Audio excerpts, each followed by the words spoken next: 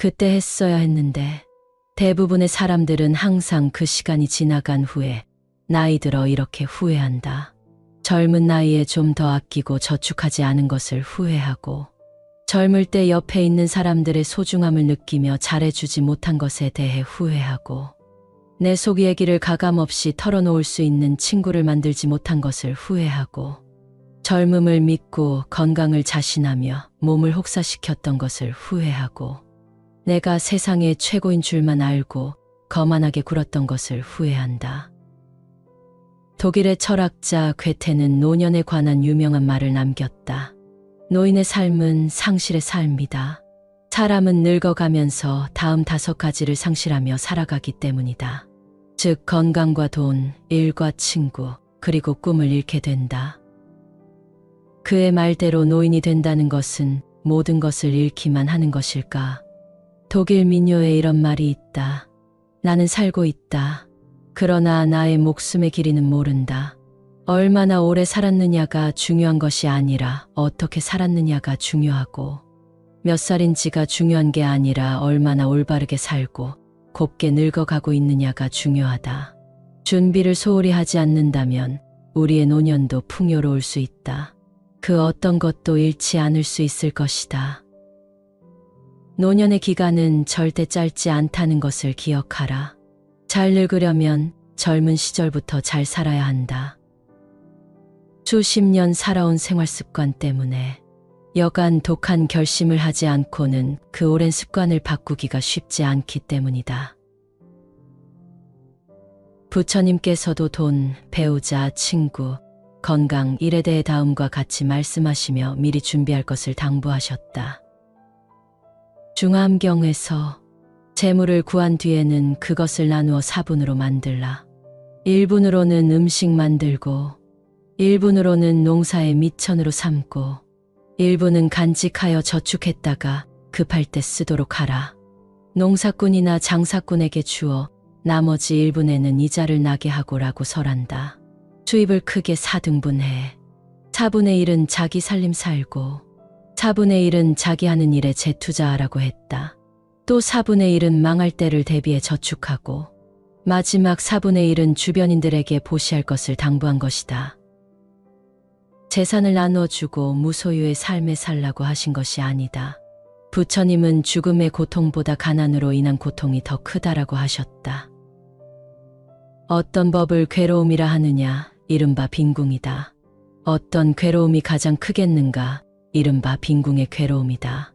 죽는 괴로움과 가난한 괴로움 2가지가 모두 다름이 없으나 차라리 죽는 괴로움 받을지언정 빈궁하게 살지 않으리. 금세광경에 나오는 말이다. 부지런히 벌처럼 돈을 벌라고 하시며 돈 버는 방법까지 구체적으로 제시하셨다. 재물을 얻으면 먼저 자신을 위해 쓰고 남는 것을 보시하라 하셨으니 우리 자신을 위해 재물이 얼마나 필요한 것인지를 말씀하신 것이다. 세상에서 누릴 수 있는 복 중에서 가장 으뜸은 만남의 복이다. 배우자와 그리고 친구 간의 만남은 으뜸이 아닐 수 없다. 부부는 평생의 동반자이고 친구는 인생의 동반자이기 때문이다. 부부는 지극한 인연으로 맺어진 도반이다. 그러니 배우자가 어찌 귀하지 않을 수 있겠는가. 행여 배우자가 너무나 실망스럽다고 해도 그 속에서 내가 바르고 선량하고 이로운 업을 짓도록 노력해야 한다. 그저 참고 살라는 뜻이 아니다. 어떻게 하면 나와 배우자와 자식들이 조금 더 행복하게 살 수 있을지를 현실적으로 긍정적으로 생각하면서 용기를 내고 지혜를 모아야 한다는 것이다. 그렇다면 실망스럽고 원망스러운 배우자가 뜻밖에도 내 마음 공부를 돕고 지혜를 키우도록 도와주는 아주 고마운 도반이 된다. 나이가 들수록 곁에는 서로만 남게 된다. 자식도 소용없다. 자식을 걱정하는 부모 마음은 동서고금이 다르지 않다. 하지만 자식의 무엇을 걱정해야 하는지가 중요하다. 자식을 대신해서 아플 수도 없고 자식을 대신해서 늙어갈 수도 없고 자식을 대신해서 죽어줄 수도 없으니 말이다. 내가 이만큼 희생해서 너를 행복하게 살게 해줬다라고 말하는 부모가 있다. 그러나 냉정하게 생각해보면 부모의 희생으로 마련해준 그 행복이 정말 자식이 바라는 행복인지는 알 수 없다. 그렇게 해서라도 자식이 행복해질 수 있기를 바라는 부모의 바람일 뿐이다. 자식은 자식의 인생을 가지고 태어난 존재이다. 부모가 함부로 대해도 되는 존재가 아닌 것이다. 이런 사실을 알아서 자식이 자기 몫의 삶을 힘차고 보람차게 살도록 하기 위해 바르게 교육하고 살뜰하게 챙겨줘야 하는 존재가 바로 부모인 것이다. 잘 먹고 잘 사는 걸 걱정하는 것도 중요하지만 자식이 어떤 순간에라도 그릇된 생각을 품을까 염려하고 걱정하며 선업을 쌓도록 가르치는 것이 부모의 역할이다. 누가 누구를 책임지고 일방적으로 가르치고 결과를 보상받으려 해서는 안 된다. 일을 행하지 않고 그저 자식만을 위해 희생한들 나의 노년이 행복할까? 무량수경에 이런 말이 나온다. 부자 간에, 형제 간에, 부부 간에, 친족 간에 항상 서로 사랑하여 시기하거나 증오하지 말라. 안색은 항상 화평하게 하고 서로 멀리 있어도 걱정하는 마음을 가지라. 아버지의 사랑은 무덤까지 이어지고 어머니의 사랑은 영원까지 이어진다. 그러나 진정한 수행자의 자비는 그 영원까지 뛰어넘는다. 인생의 동반자인 친구는 어떠할까? 나이 들면서 많은 친구는 필요하지 않다. 친구가 있다고 해서 외롭지 않은 것이 아니다. 그러나 적어도 남은 인생을 함께 나누고 즐길 수 있는 한두 명의 편한 친구가 있다면 좋지 않을까? 진실하고 강한 우정을 쌓는 사람이 건강하고 아름답고 행복하게 살며 활기찬 인생을 살아간다. 한 사람의 평생을 행복하게 살아가는 데 필요한 것 중 가장 위대한 것은 친구라 했다. 그렇다고 아무나 사귀어서는 안 된다. 아무에게나 기대어 내 삶을 다른 이에게 맡길 필요는 없다. 친구가 될 만한지를 보라. 그렇지 않거든 아예 만나지 않는 것이 낫다. 친구들에게 허풍이나 떨면서 조금도 실천하지 않는 사람. 기회만 있으면 절교할 것을 생각하며 상대방의 결점만 노리는 사람. 이런 사람은 참된 친구가 아니다. 그러나 자식이 어머니에게 의지하듯 서로 의지하는 사람은 진정한 친구이니 이런 우정은 누구도 둘 사이를 갈라놓을 수 없다. 좋은 벗이란 상대방의 잘못을 보면 일깨워주고 좋은 일을 보면 마음속 깊이 기뻐하며 괴로움에 처했을 때 서로 버리지 않으며 이익을 분배하고 상대방에게 직업을 갖게 하고 늘 어진 생각을 함이다. 나쁜 벗이란 상대의 물질을 빼앗으며 거짓말을 하며 체면만을 좋아하며 잣된 가르침을 주는 것이니라.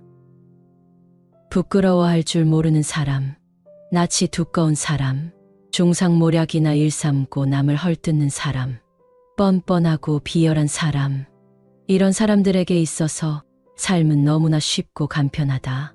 부끄러워할 줄 알고 그 영혼의 순결을 지켜가려는 사람, 매사에 신중한 사람, 언제 어디서나 해탈의 경지에 이르려는 사람, 이들에게 있어서 삶은 너무나 힘든 고행의 길이다. 벗을 사귀는데 마땅히 5가지 조심할 것이 있으니 옳지 못한 것을 보거든 조용히 타일러서 고치게 하며 작은 것이라도 급한 일을 당하거든 달려가서 도와주며 개인적으로 이야기한 것들을 남에게 퍼뜨리지 말며 항상 공경하는 마음으로 사랑하고 칭찬하며 가지고 있는 물건 가운데 좋은 것이 있을 때는 적든 많든 서로 나누어 가져야 한다. 몸이 건강하지 못하면 세상 온갖 것이 의미 없다. 어떤 명예와 지위로도 병을 이길 순 없다. 건강은 건강할 때 신경을 써야 한다. 부처님은 건강하게 사는 법에 대해 어떻게 말씀하셨을까? 음식의 양을 초과해 먹어서는 안 되며 기력을 도와 이롭게 하는데 그쳐야 한다고 가르치신다. 즉, 과식을 하지 말고 적게 먹으라는 뜻이다. 부처님은 또 몸을 절제하여 때에 맞추어 먹음으로써 깨끗하게 살아가야 한다고 가르치신다. 세 끼 식사를 함에 있어서 정해진 시간에 규칙적으로 먹으라는 가르침이다. 부처님께서 기원정사에 계실 때의 일이다. 고살라국의 파세나디 왕이 찾아왔다. 왕이 부처님에게 절하고 물러나 앉아 있었는데 땀을 흘리면서 숨이 차 씩씩거렸다. 부처님은 파세나디 왕에게 이르시길, 항상 음식을 대할 때 절제의 양을 조절하시오. 그러면 소화하기도 편하고 목숨을 오래 보존할 것이며 고통 또한 적어질 것이오라고 하셨다. 왕이 부처님 말씀대로 음식을 줄이자 얼마 되지 않아 살이 빠지고 용모도 단정하게 됐다. 그리고 부처님에 대한 믿음도 더 확고해졌다. 부처님은 걷는 일에는 5가지 미덕이 있다고 하셨다. 첫째는 달릴 수 있고, 둘째는 몸에 활력이 있고, 셋째는 졸음을 쫓을 수 있고, 넷째는 음식의 소화가 잘 되고, 다섯째는 선정의 마음을 얻기 쉬움이다. 라고 말씀하셨다. 부처님 당시 수행자들이 수행에만 몰두하면서 운동을 하지 않자 건강을 유지해야 수행을 할 수 있다며 설한 것이다. 부처님께서는 목욕을 하면 좋은 점을 이렇게 말씀하셨다. 목욕을 하면 7가지 복을 얻으니, 하나는 사대의 병이 없어서 용맹하고 건강한 것이고, 둘은 생김새가 분명하고 단정한 것이고, 셋은 몸에 항상 향내가 나고, 넷은 몸이 살찌고 윤택한 것이고, 다섯은 사람에게 호감을 주어 스스로 복이 되는 것이고, 여섯은 입과 이가 깨끗하고 좋아지는 것이고, 일곱은 의복이 항상 더럽지 않은 것이다. 부처님은 사람이 병들게 되는 데는 10가지 원인이 있다고 말씀하신다. 첫째는 오래 앉아 눕지 않는 일이요. 둘째는 먹는데 절제가 없는 일이요. 셋째는 근심하는 일이요.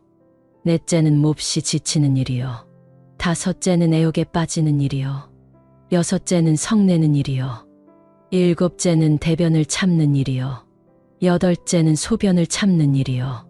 아홉째는 내쉬는 숨을 참는 일이요. 열째는 들이쉬는 숨을 참는 일이다. 절제하는 삶은 건강에 큰 영향을 미친다. 특히 부처님은 마음 수행과 몸의 건강을 함께 챙겨야 함을 강조하셨다. 일상생활에서 밥 먹고 잠자고 걸어 다니는 모든 것에 대해서 이렇게 가르침을 내리셨다. 제일 곤란한 사람이 배움이 적어 이익이 없는 사람이다. 하는 일마다 장애가 따르고 번번이 실패하는 사람은 잘 헤아려 봐야 한다. 시간이 흐를수록 사람은 고정관념에 사로잡혀 버리고 나도 모르는 사이 모든 사물을 나의 틀에 가두어 보기 시작한다. 이로 인해 한정된 정보만을 보게 되고 그 결과로 편견을 가지게 되는 것이다.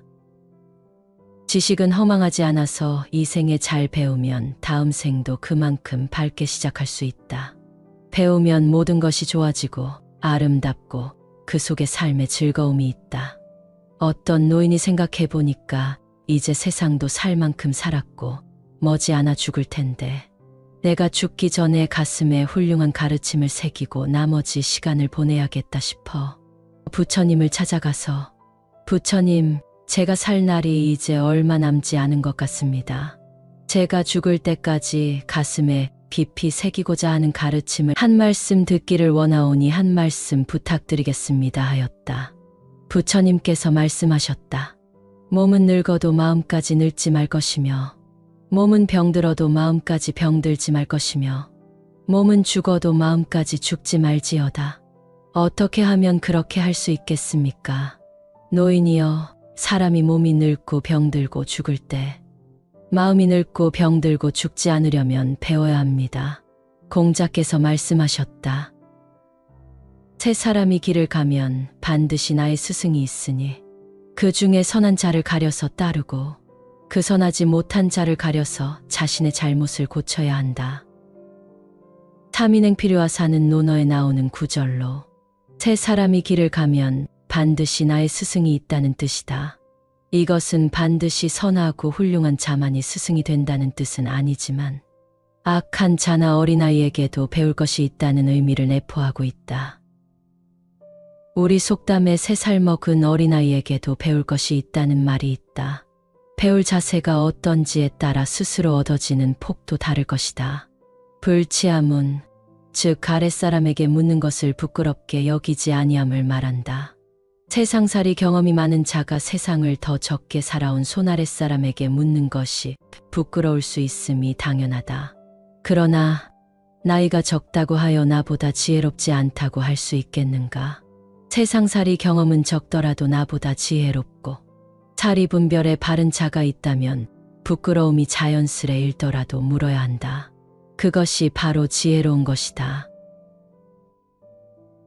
기쁨과 자비 안에 기거하라. 설령 증오하는 원수들과 함께 있을지라도 기쁨과 강건함 안에 기거하라.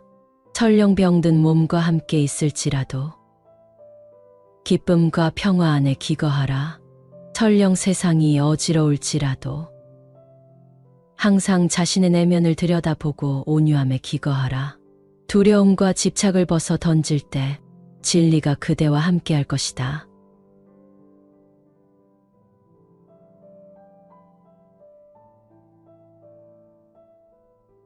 그때 했어야 했는데 대부분의 사람들은 항상 그 시간이 지나간 후에 나이 들어 이렇게 후회한다. 젊은 나이에 좀 더 아끼고 저축하지 않은 것을 후회하고 젊을 때 옆에 있는 사람들의 소중함을 느끼며 잘해주지 못한 것에 대해 후회하고 내 속 얘기를 가감없이 털어놓을 수 있는 친구를 만들지 못한 것을 후회하고 젊음을 믿고 건강을 자신하며 몸을 혹사시켰던 것을 후회하고 내가 세상의 최고인 줄만 알고 거만하게 굴었던 것을 후회한다. 독일의 철학자 괴테는 노년에 관한 유명한 말을 남겼다. 노인의 삶은 상실의 삶이다. 사람은 늙어가면서 다음 5가지를 상실하며 살아가기 때문이다. 즉 건강과 돈, 일과 친구, 그리고 꿈을 잃게 된다. 그의 말대로 노인이 된다는 것은 모든 것을 잃기만 하는 것일까? 독일 민요에 이런 말이 있다. 나는 살고 있다. 그러나 나의 목숨의 길이는 모른다. 얼마나 오래 살았느냐가 중요한 것이 아니라 어떻게 살았느냐가 중요하고 몇 살인지가 중요한 게 아니라 얼마나 올바르게 살고 곱게 늙어가고 있느냐가 중요하다. 준비를 소홀히 하지 않는다면 우리의 노년도 풍요로울 수 있다. 그 어떤 것도 잃지 않을 수 있을 것이다. 노년의 기간은 절대 짧지 않다는 것을 기억하라. 잘 늙으려면 젊은 시절부터 잘 살아야 한다. 수십 년 살아온 생활 습관 때문에 여간 독한 결심을 하지 않고는 그 오랜 습관을 바꾸기가 쉽지 않기 때문이다. 부처님께서도 돈, 배우자, 친구, 건강, 일에 대해 다음과 같이 말씀하시며 미리 준비할 것을 당부하셨다. 중암경에서 재물을 구한 뒤에는 그것을 나누어 4분으로 만들라. 1분으로는 음식 만들고 1분으로는 농사의 미천으로 삼고 1분은 간직하여 저축했다가 급할 때 쓰도록 하라. 농사꾼이나 장사꾼에게 주어 나머지 1분에는 이자를 나게 하고라고 설한다.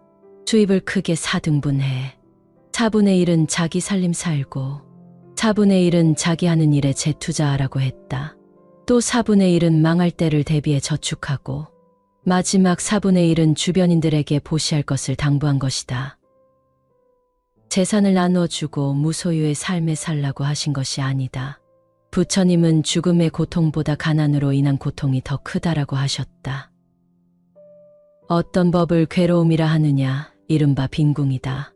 어떤 괴로움이 가장 크겠는가, 이른바 빈궁의 괴로움이다. 죽는 괴로움과 가난한 괴로움 2가지가 모두 다름이 없으나 차라리 죽는 괴로움 받을지언정 빈궁하게 살지 않으리. 금세광경에 나오는 말이다. 부지런히 벌처럼 돈을 벌라고 하시며 돈 버는 방법까지 구체적으로 제시하셨다. 재물을 얻으면 먼저 자신을 위해 쓰고 남는 것을 보시하라 하셨으니 우리 자신을 위해 재물이 얼마나 필요한 것인지를 말씀하신 것이다. 세상에서 누릴 수 있는 복 중에서 가장 으뜸은 만남의 복이다. 배우자와 그리고 친구 간의 만남은 으뜸이 아닐 수 없다. 부부는 평생의 동반자이고 친구는 인생의 동반자이기 때문이다. 부부는 지극한 인연으로 맺어진 도반이다. 그러니 배우자가 어찌 귀하지 않을 수 있겠는가. 행여 배우자가 너무나 실망스럽다고 해도 그 속에서 내가 바르고 선량하고 이로운 업을 짓도록 노력해야 한다. 그저 참고 살라는 뜻이 아니다.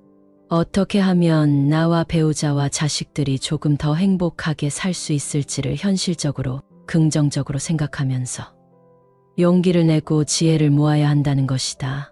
그렇다면 실망스럽고 원망스러운 배우자가 뜻밖에도 내 마음 공부를 돕고 지혜를 키우도록 도와주는 아주 고마운 도반이 된다. 나이가 들수록 곁에는 서로만 남게 된다. 자식도 소용없다. 자식을 걱정하는 부모 마음은 동서고금이 다르지 않다. 하지만 자식의 무엇을 걱정해야 하는지가 중요하다. 자식을 대신해서 아플 수도 없고, 자식을 대신해서 늙어갈 수도 없고, 자식을 대신해서 죽어줄 수도 없으니 말이다. 내가 이만큼 희생해서 너를 행복하게 살게 해줬다라고 말하는 부모가 있다. 그러나 냉정하게 생각해보면 부모의 희생으로 마련해준 그 행복이 정말 자식이 바라는 행복인지는 알 수 없다.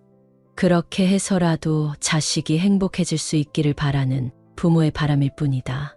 자식은 자식의 인생을 가지고 태어난 존재이다. 부모가 함부로 대해도 되는 존재가 아닌 것이다. 이런 사실을 알아서 자식이 자기 몫의 삶을 힘차고 보람차게 살도록 하기 위해 바르게 교육하고 살뜰하게 챙겨줘야 하는 존재가 바로 부모인 것이다. 잘 먹고 잘 사는 걸 걱정하는 것도 중요하지만 자식이 어떤 순간에라도 그릇된 생각을 품을까 염려하고 걱정하며 선업을 쌓도록 가르치는 것이 부모의 역할이다. 누가 누구를 책임지고 일방적으로 가르치고 결과를 보상받으려 해서는 안 된다.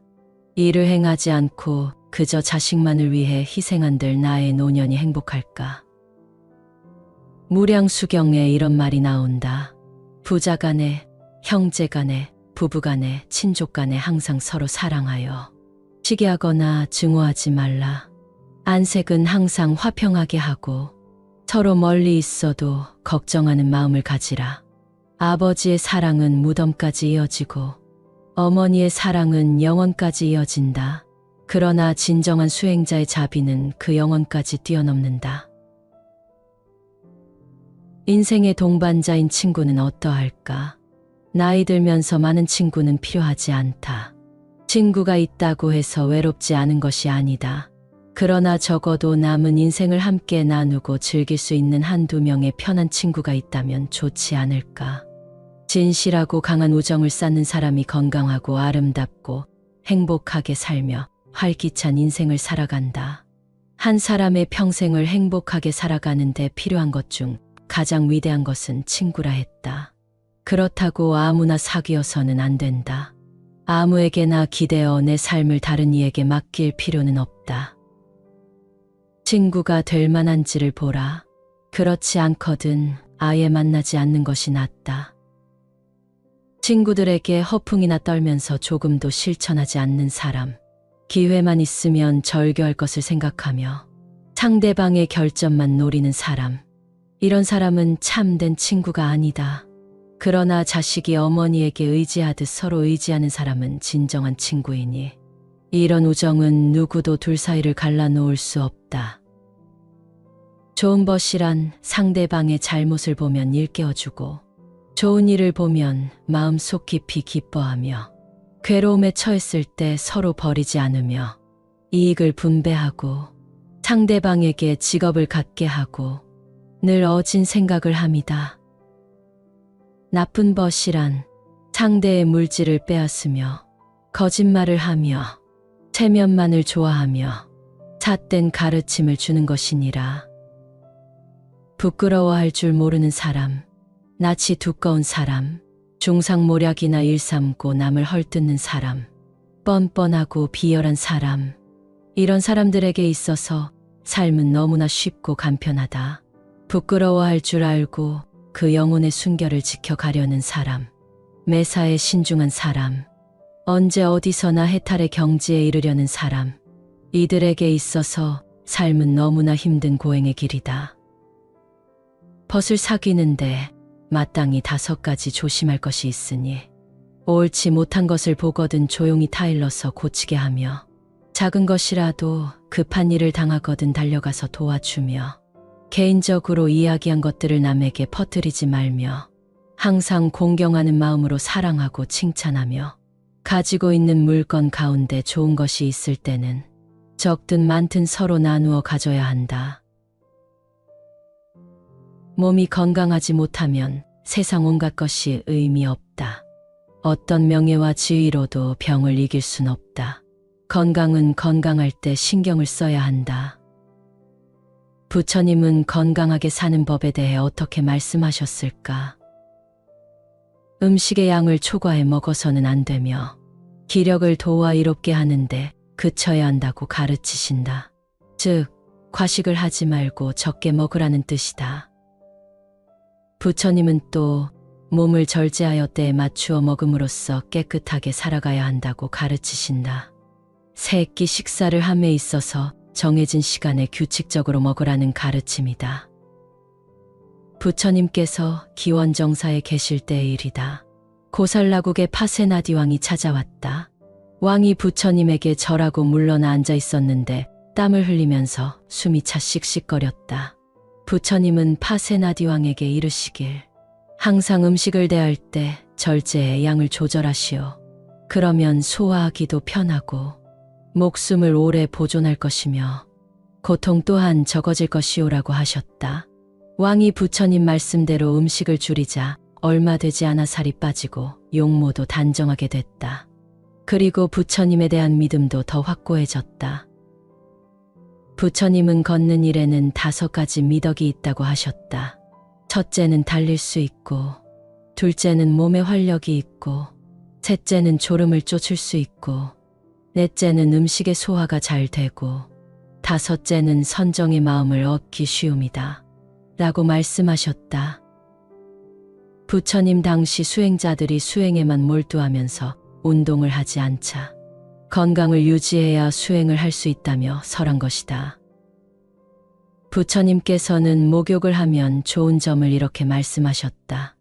목욕을 하면 7가지 복을 얻으니 하나는 사대에 병이 없어서 용맹하고 건강한 것이고, 둘은 생김새가 분명하고 단정한 것이고, 셋은 몸에 항상 향내가 나고, 넷은 몸이 살찌고 윤택한 것이고, 다섯은 사람에게 호감을 주어 스스로 복이 되는 것이고, 여섯은 입과 이가 깨끗하고 좋아지는 것이고, 일곱은 의복이 항상 더럽지 않은 것이다.